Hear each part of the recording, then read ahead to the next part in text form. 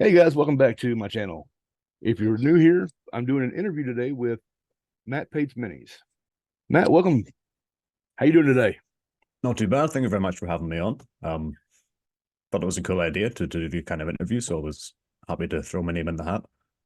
And we're happy to have you. Gives me something to put on my channel. Absolutely. Now you're in Ireland, correct? That's correct. Yes, Northern Ireland. Northern Ireland. Yeah. Um, so tell me, how did you get into being a GM or DM? Um, when I was, I've got an older brother who's 2 years older, so he got or we got, but it was mostly for him, a Dungeons and Dragons set when we were probably too young to really understand it properly, and I would have been like 8 or 9. Um, it was, I think, second edition Dungeons and Dragons, and we ran through the starter scenario with a cobbled together vague understanding of how you're supposed to play it. Um, and then a couple of years later, Warhammer, we got the Warhammer starter set for Christmas or whatever, and that was the beginning of miniatures and dice games for me. So again, probably too young to really completely get it at the time. I think it was probably 10 or 11 when we got the Warhammer set. But then my mid teens, a friend of mine was telling me about this great game he'd heard about, and it wasn't Dungeons and Dragons; it was Warhammer Fantasy Role Playing. Mm-hmm. It's the Games Workshop version of the Games Workshop manages it anymore. They sold it to someone. Um, and like I couldn't really grasp it. It's like this game you can do whatever you want. Like what do you mean whatever you want? There can't be rules for everything because I didn't quite get that it was a narrative thing. You know what I mean? But we tried it and we had the rule book and we spent probably right up to our mid 20s, so probably the guts of 10 years playing that anytime that we could. And we take turns DMing and stuff. Um, and then there was a gap. I'm in my late 30s now, and a few years ago, was when the COVID lockdowns hit. I said to a Mm-hmm. couple of friends, "You fancy doing like a Dungeons and Dragons type thing? On we just get on a call, and we started doing that most weekends, and we stuck at it for more than 2 years, So, and I just DM'd the whole thing because my friends hadn't played the games before, and it was easier for me to just do it because I kind of knew what I was doing. So that's kind of my journey as far as D&D adjacent games go. Okay. So what systems have you run? Is just Warhammer and So I mean, I know enough Dungeons and Dragons that I could probably run a game. I got into watching. It got very popular with things like Critical Role, and I remember playing Baldur's Gate and all that. And you kind of learn the rules from playing those games or watching those things. But whenever we came uh, to, yeah, kind of, you get the gist. But I think if you've got a background in those kinds of games, so for me it was Warhammer, and we played Blood Bowl and things, and video games as well, because it's the same thing. It's a layer of mechanics. It's all just numbers are an analog for things happening in an imaginary world, right? So if you've got some background in that and you've got an aptitude for it, like I really liked working out the probabilities of all the different dice and things. Um, you can build your own system, which is kind of what we ended up doing. I ended up cannibalizing stuff I remembered from other systems and just making my own because it was just me and a few friends. It didn't have to be perfectly balanced. And for them, they didn't have the same, like those kinds of games and stuff weren't as big in their childhoods. So all the mechanics were going to be on my shoulders anyway. They just had to tell me what they wanted to do, and I taught them what dice to roll, and they picked it up slowly over time. So that's kind of gotcha. how that happened. So it was mostly based on, and we wanted to use a Warhammer setting because we all knew the Warhammer setting. So I used mostly the Warhammer stat line instead of the 6 arrays from D&D, Mm-hmm. and just made up a whole bunch of skills and classes, and just it just grew over time from there. So I kind of just basically 100% homebrew almost game. Um, but that understanding of how games like D&D work from having that background is what let me do that and have it Gotcha. passable. So you basically created your own system More or less. I mean, within it's a a within a Frankenstein of, couple of frameworks. yeah. There's probably not any original ideas in there. Like you still have a stat line, and you still have skills, or you can call them feats or abilities, whatever you want to call them.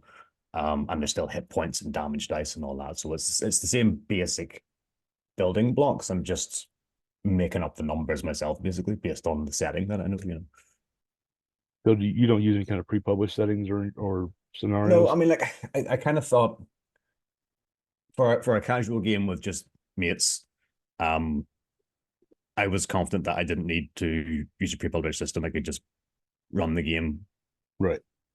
And I enjoy that kind of thing. I mean, like the world building stuff. Well, I don't have to do world building because we're setting, but making that kind of stuff up. Like whenever I was a kid, I always wanted to design video games because I love the idea of just picking how the game worked. So me deciding what stats and what skills go for each class, and then tweaking it over time as we play. Go, that's a bit too strong. That's not strong enough, and all that kind of stuff. So I kind of enjoyed that process. So do you prep it all for a session, or do you just improvise everything?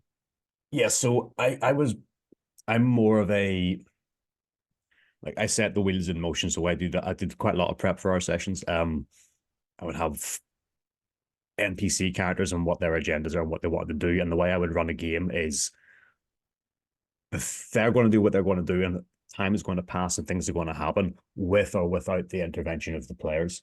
Right. There was a great example in the game because we're using the Warhammer 40,000 setting, so it's a science fiction setting, so they can travel different planets. They kind of left a villain alone too long, and when they came back, like a couple of years had passed in the game, and he had become like the governor of the city.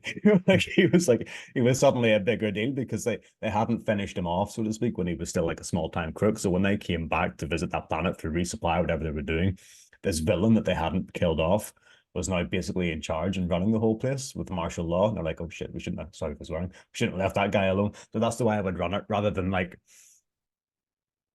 picking the plot in advance. Almost, though people talk about railroading, I think you can have a plot in mind and plan for a certain sequence of events without railroading the players. It's just what you've prepped for and imagined is likely to happen, and that relies on the players understanding story beats and narrative structure and how they're all supposed to cooperate with each other and with you towards a dramatic story or a satisfying story. But that wasn't quite my style. I just wanted to make a world that stuff happened in and throw the players into it and let them do what they wanted. Okay. So you do improvise a lot then. Yeah, that's kind of the way I prefer to do it. For me, it was more fun.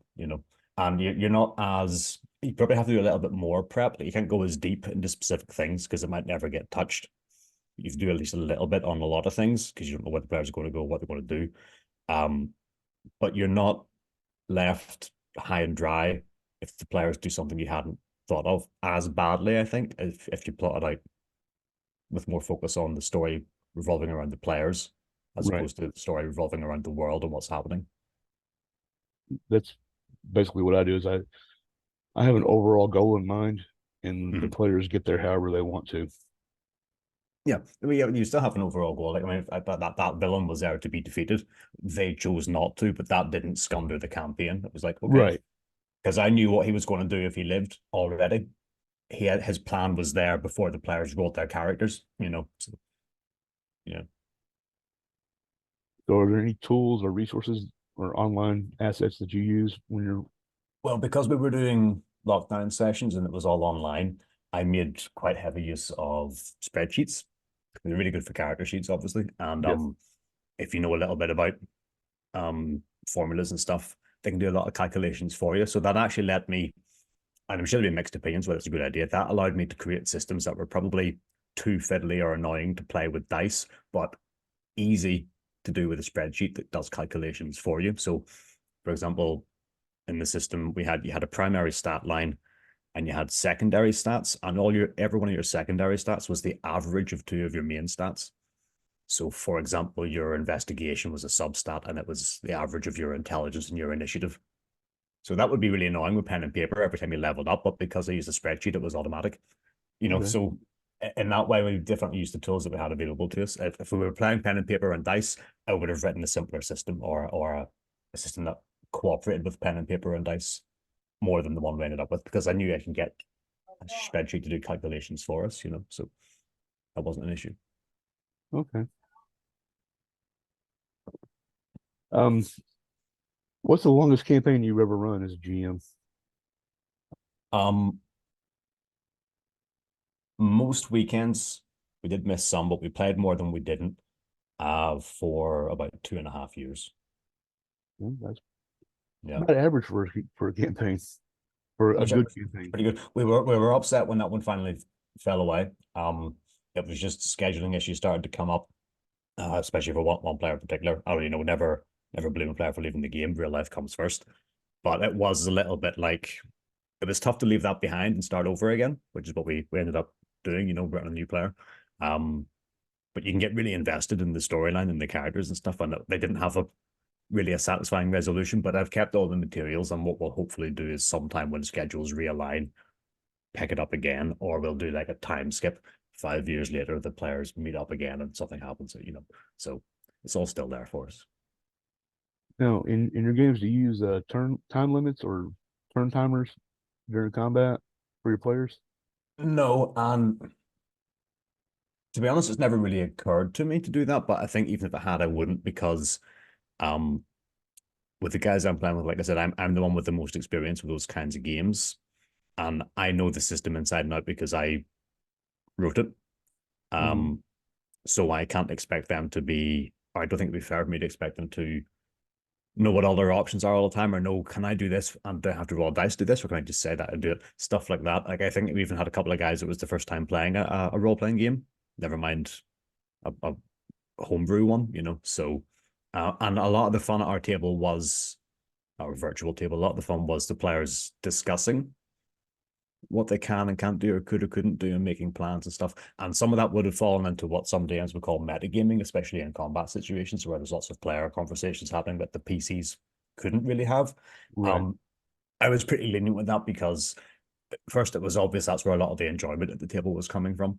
The players loved the strategizing part, and it just didn't seem that game breaking, and they even had their own private chat so they could discuss things without me seeing it, which again is fun for them. But I sort of said, the way I run the game, me knowing your plans doesn't change anything, but feel free to keep them hidden from me anyway if that's what you want to do. And I think that was, again, just more fun. It was like, he'll never expect if we do this, so just don't tell him. It's like, that isn't going to change my DM decisions, or at least not consciously. Who knows if it influences me or not? But that the idea is, because the way I run the game, the NPCs have their own agendas and what they want, and that's not going to change based on your plans, or not likely anyway. How do you encourage role play amongst your players at the table? Funny enough, role playing mechanics are usually two separate things, but they started to weave together because there would be situations where a player would say something like, say they were working for like a higher up, an official, like a private investigator, inquisitor type guy at one point, and they would do stuff like, okay, I radio back to the inquisitor and I tell him what happened. So that's not RP, right? That's third person reporting. I say my character does this. RP would be to go into first person and say the lines. And I would be like, oh, that's fine, hand wave that way. Because especially, again, some people are less comfortable with going to first person and all that kind of stuff, and especially with newer players. But then what happens is later on, it's like, okay, when you said you told them what happened, did you mean everything? Did you mention this detail? Did you mention that detail? What about that? And then it's like, oh, did I? I don't know. And they're suddenly making a retcon decision.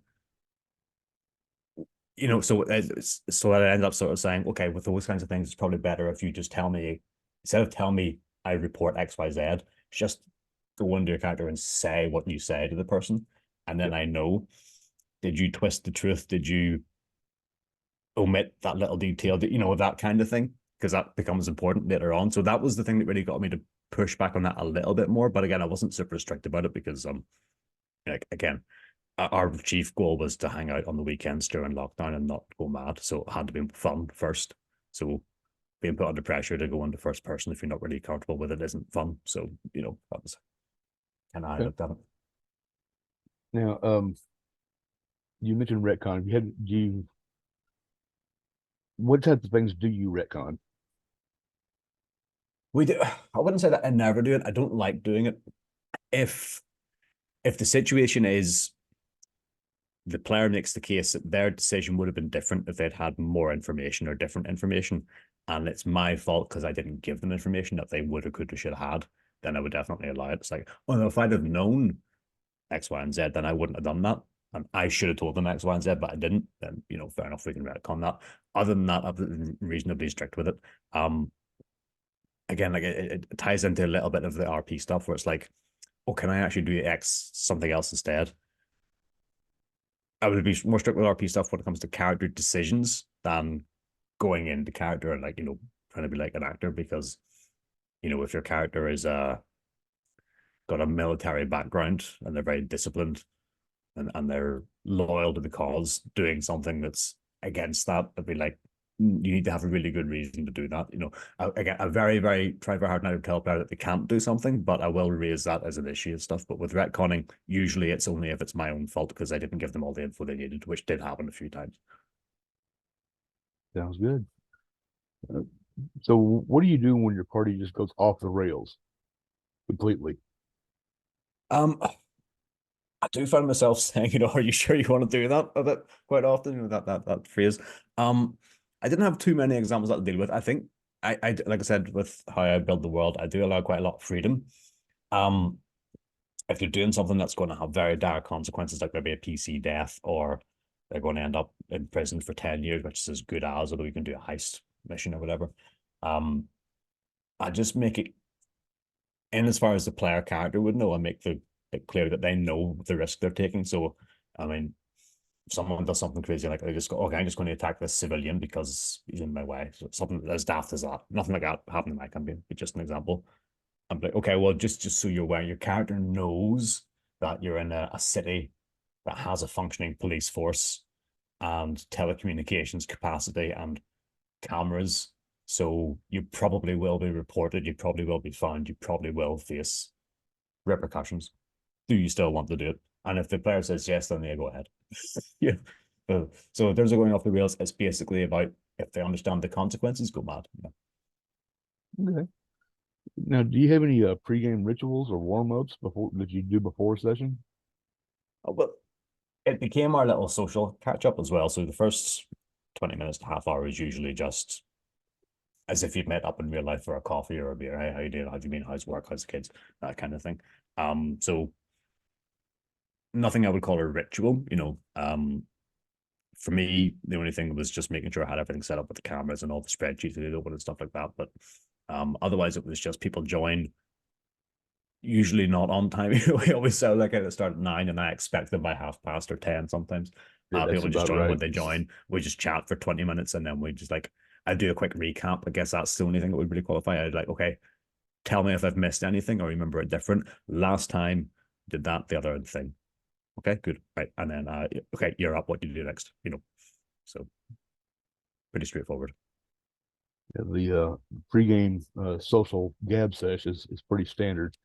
Yeah. And post game as well. Yeah. Oh, Sometimes well, yeah, definitely. Um, we have I wouldn't really call it a ritual, just a recap of the last session. Mhm. But other than that, have you ever collaborated with another GM on a campaign? No. I imagine that must be very difficult. It must be like because I mean, I suppose it must be like writing a novel or a short story with someone else. It basically is the same thing. Um, I don't know if I could do it. I really don't. You know, I'd be interested to try. Um, but I don't know. For me, I probably would try it once. I would expect it to go poorly, but I would do it anyway because I think it would be great to get insight into other DM or GM's way of doing things. Mm-hmm. But it never really occurred to me before. But if it did do it, that would be the reason why. Now, do you have a standard session zero for new campaigns and groups?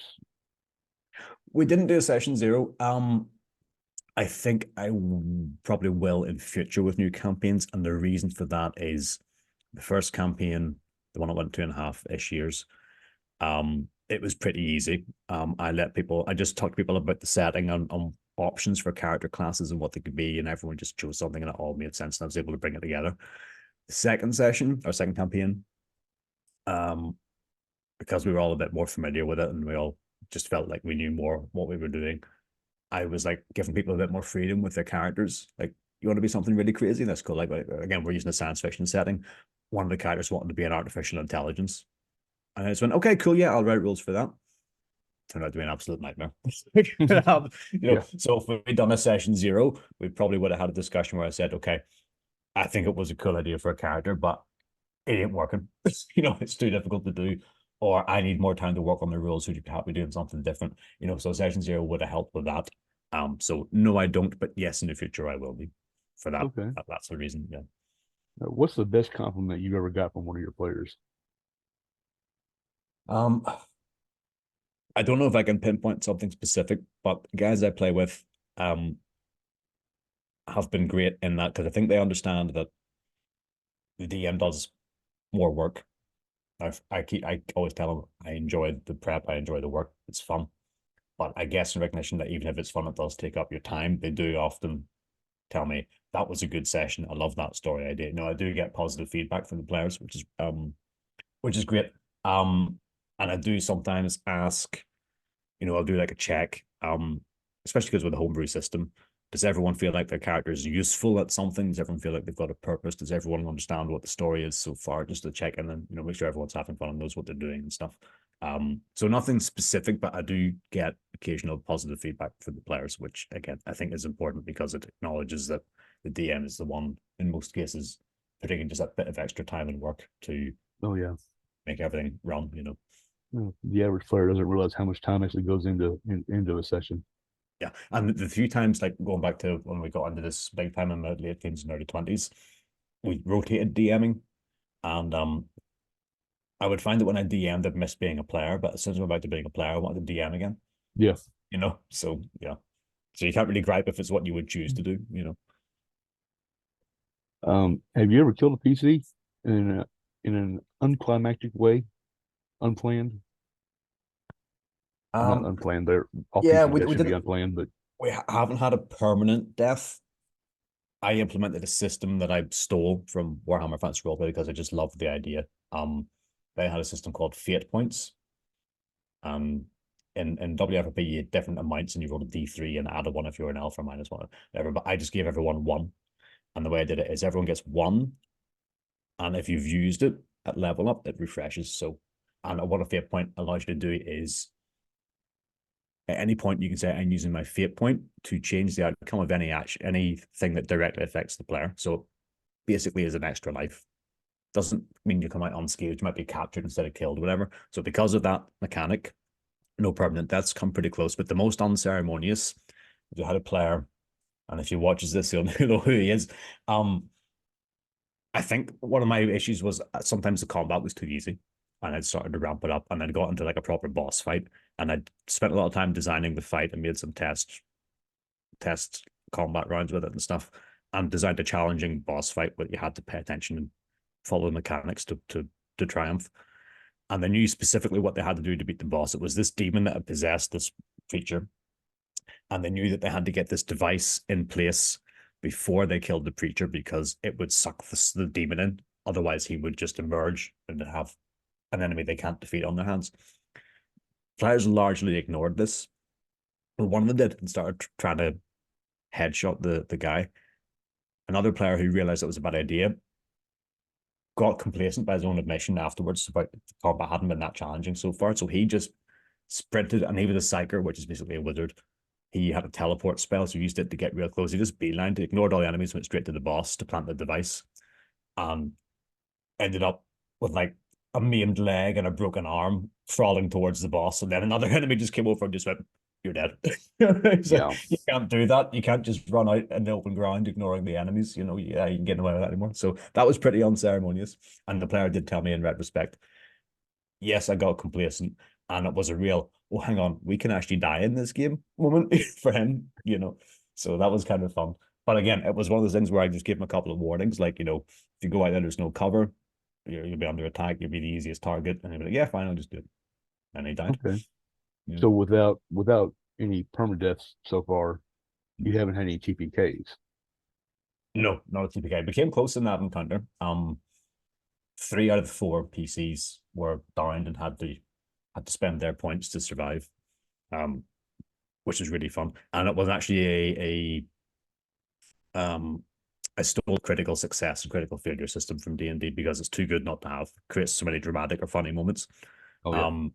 One of the players rolled a critical success with a melee attack to plant the device had to be planted on the creature. So it turned into a demon at this point, this 12-foot tall, way like end level encounter, and these were like mid-level players. They weren't going to beat it in a fight. He rolled a critical success with his melee attack to plant the device on the demon. That allowed them to actually defeat it and escape without a TPK. It would have been a TPK if they hadn't done that. And he rolled a critical success to do it, which was amazing. But then the next round, it just picked him up and crushed him. That was his death, you know. So he sacrificed his life and made a critical success to do the only thing that they could do to survive, you know, because the other player could have ran, but there's no way he's going to come back and recover the bodies if he runs, you know. So that was probably the best moment we had. The players got complacent, got in over their heads despite the warnings, and rolled some miracle dice to get out, which is kind of what you want in a boss fight, you know. So yeah, that was good. Yeah. Do you have any recurring NPCs?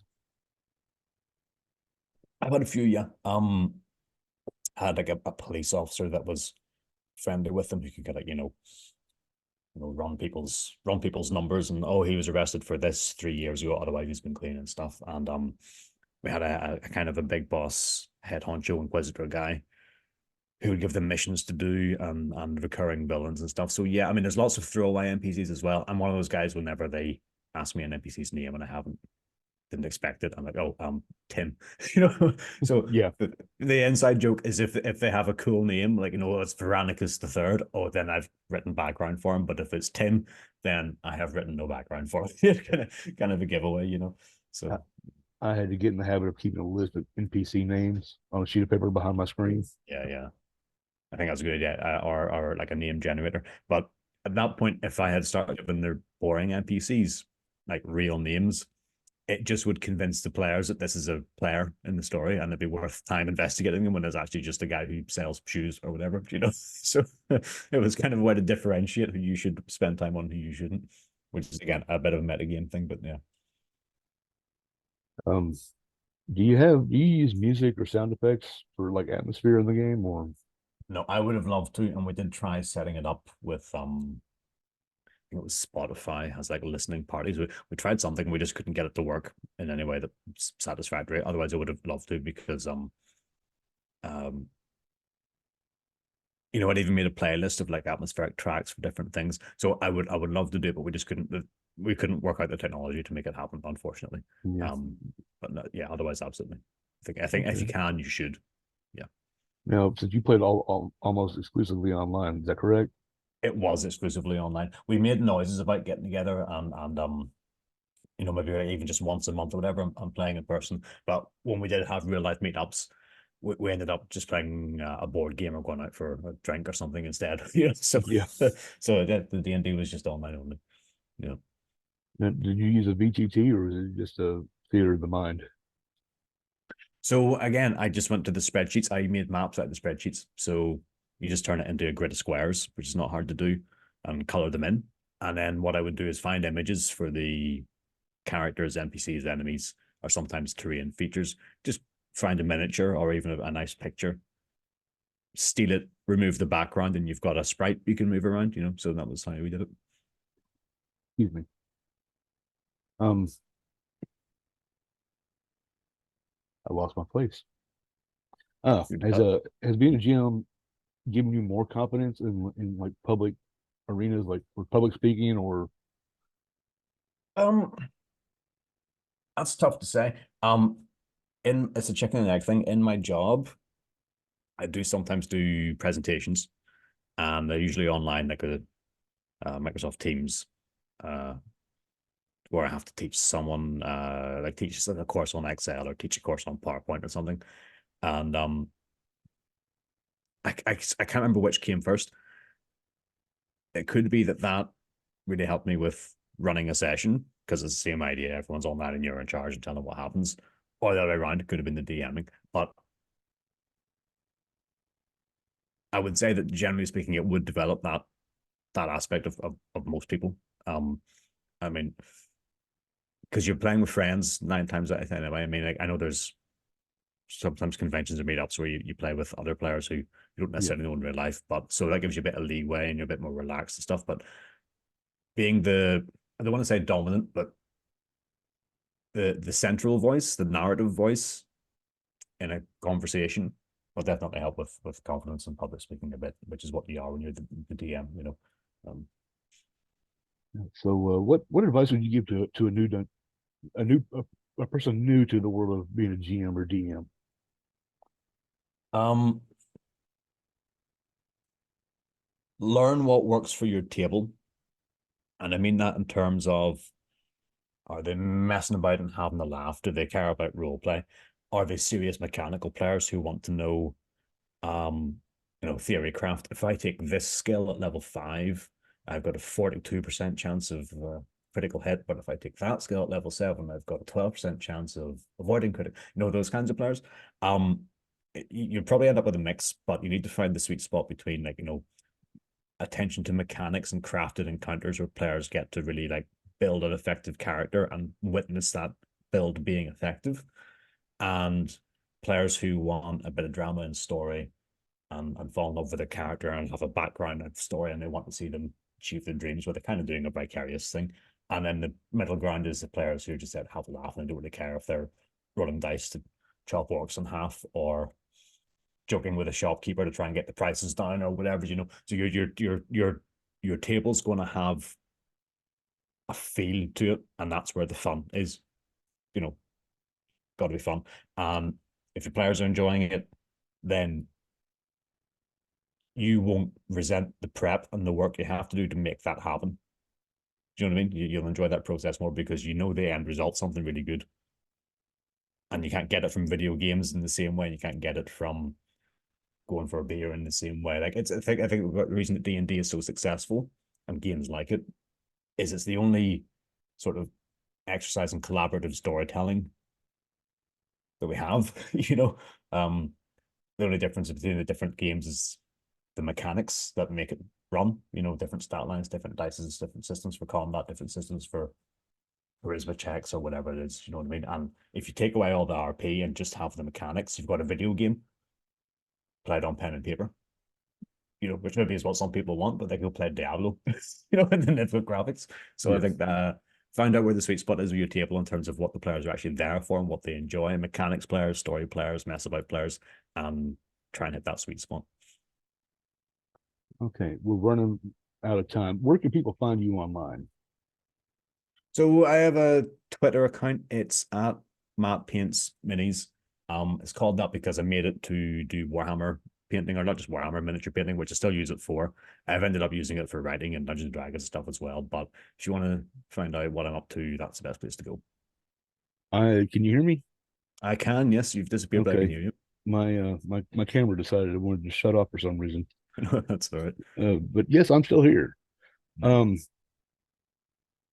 Okay, I have your information. I will put a link to it in the description down below. Cool. Do you have any final words you want to give to the people out there? The 4 or 5 that actually watch this channel. Well, thanks for watching. Thanks for listening. I hope I said at least something half useful or interesting to some of you. Because the reason I volunteered was I thought you might want to hear from someone who plays with their own totally homebrew system and not just get D&D and what that's like. So maybe a little bit of insight. The freedom's good, but there are definitely advantages to a published system that's been written by experts as well, things of balance. But yeah, hopefully the takeaway is it was half interesting to somebody. Excellent. All right. Well, thanks for being on the show. I look forward to me. Yeah, that's great. I look forward to talking to you some more too, as well. I don't know what's yes, wrong with absolutely. You got my details. Anytime you want to drop a line. All right, guys. Thanks for watching, and we'll be back next week with another interview. Have a great one. Thanks. Cheers. Thanks for watching the video. If you enjoyed the content, please like and comment. Tell me what you thought. If you want to help me out, consider joining my Patreon using the link in the description. Patrons can enjoy my videos before they are released on YouTube. You can also download articles on ttrpg subjects that I have written, and I'll be posting chapters of my upcoming book, The Game Master's Guide to Crafting Legendary Worlds. Thank you again for watching. Don't forget to subscribe to make sure you never miss out.